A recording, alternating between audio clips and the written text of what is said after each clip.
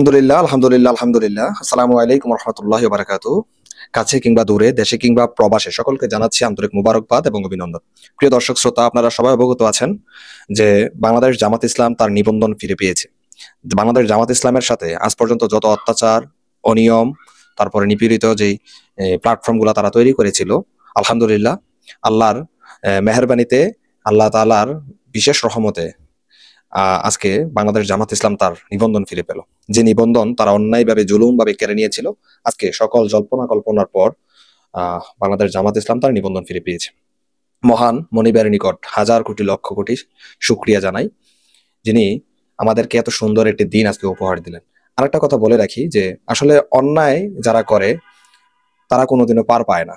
আজকে দেখেন, বাংলাদেশ জামাত ইসলাম প্রতিষ্ঠিতকালীন সময় থেকে শুরু করে আজকে পর্যন্ত বাংলাদেশ জামাত ইসলাম যতটুকু না নির্যাতিত, অত্যাচারিত হয়েছিল, সেই সুবাদে আজকে আলহামদুলিল্লাহ বাংলাদেশ জামাত ইসলাম প্রমাণ করলো এবং দেশবাসী বিভিন্ন আইন শৃঙ্খলা সত্য প্রমাণ করলো যে আসলে সত্য কোনো সময় কি চাপা থাকে না, ঢাকা থাকে না।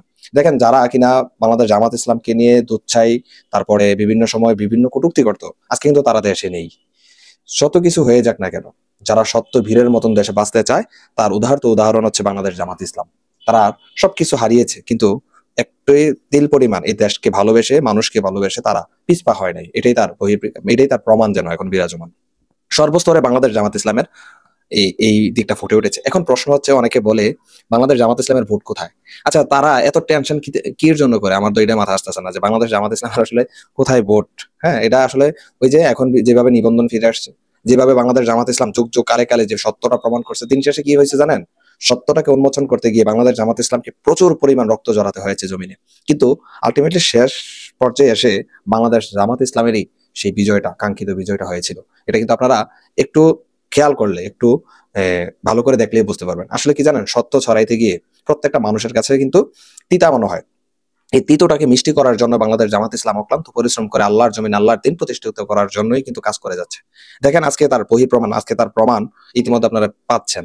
দেখেন, চাইলেই কিন্তু নিবন্ধন কিন্তু সহজেই প্রক্রিয়াভাবে আনতে পারতো, কিন্তু সকল কিছু মানে জল্পনা কল্পনা এবং কি আইনি প্রসেসটাকে কাজে লাগিয়ে তারা জামাত ইসলাম একেবারে নিয়ে আসছে। দেখেন, 5ই আগস্টের পর চাইলেই কিন্তু বাবর সাহেবের মতো জামাত ইসলামের আজহার সাহেবকেও কিন্তু এইভাবে কাজটা করতে পারতো, কিন্তু দেখেন, আইন সবার জন্য সমান মনে করে বাংলাদেশ জামাত ইসলামের যে চেইন অফ কমান্ড এবং আইনি প্রক্রিয়া এবং দেশের প্রতি সম্মান, এই জিনিসটা কাজ করেই কিন্তু বর্তমানে বাংলাদেশ জামাত ইসলাম এই প্রক্রিয়ায় আজহার সাহেবকে মুক্তি করে এনেছিলেন।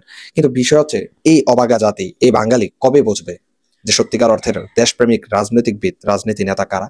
কিন্তু দেখেন, আমি আরেকটা কথা বলি, যদি রাজনীতি থেকে কোনো কারণে উপার্জন বন্ধ হয়ে যায়, যদি রাজনীতি থেকে কোনো কারণে উপার্জন বন্ধ হয়ে যায়, আমার দৃঢ় বিশ্বাস বাংলাদেশ জামাত ইসলাম ছাড়া আর কোনো দল রাজনীতি বাংলাদেশে করবে না। কারণ উপার্জনের জন্য, লোভের জন্য তারা কিন্তু ক্ষমতায় আসতে চায়। আপনি জাস্ট একটু, আমি আপনাদেরকে একটু বলি, এই যে মনে করেন এখন পাশের মানে বড় দল বিএনপি, ঠিক আছে, তারা তাদের দলটাকে আগে সংস্কার করে নাই তো। যারা কিনা এই গত 17 বছরে একটা রাজনৈতিক মঞ্চে গিয়ে বক্তব্য দিতে পারলো না, মিছিল করতে পারলো না, মিটিং করতে পারলো না, এই যে এভরিথিং সবকিছু করলো, তো এই যে দলটা যে একটা ভাঙ্গা মধ্যে রয়ে গেছে, যে তারা একসাথে করতে পারলো না, তো এই সংস্কারটাকে আজও পর্যন্ত বিএনপি করছে। তাহলে কিভাবে তারা ডেমোক্রেসি প্রতিষ্ঠিত করবে, কিভাবে গণতন্ত্র প্রতিষ্ঠিত করবে? প্রতিষ্ঠিত করার জন্য তাকে দলের সংস্কার করার প্রয়োজন। তারপর আপনার দেশের সংস্কার করবেন। এই দলটাই যদি ঠিক না থাকে, তাহলে দেশের হয় আপনি কিভাবে কাজ করবেন? তারা তো নিজেদের মধ্যে সংস্কার এখনো পর্যন্ত করতে পারে নাই। তারা নিজের আগে সংস্কার করে আসুক না, তারপরে না ডেমোক্রেসি প্রতিষ্ঠিত করতে যাবে, ঠিক না? এবার আসেন, তারা যেইভাবে চলতেছে, হ্যাঁ, এগুলো যদি এইভাবে চলতে থাকে, তাহলে বাংলাদেশটা অতি শীঘ্রই ধ্বংস হয়ে যাবে। আর সেটা হতে দেবে না আমার দৃঢ় বিশ্বাস বাংলাদেশ জামাত ইসলাম। ভালো থাকবেন। আরেকবার শুভকামনা জানাই বাংলাদেশ জামাত ইসলামের প্রতি। আসসালামু আলাইকুম রহমতুল্লাহ। দেখা হবে নতুন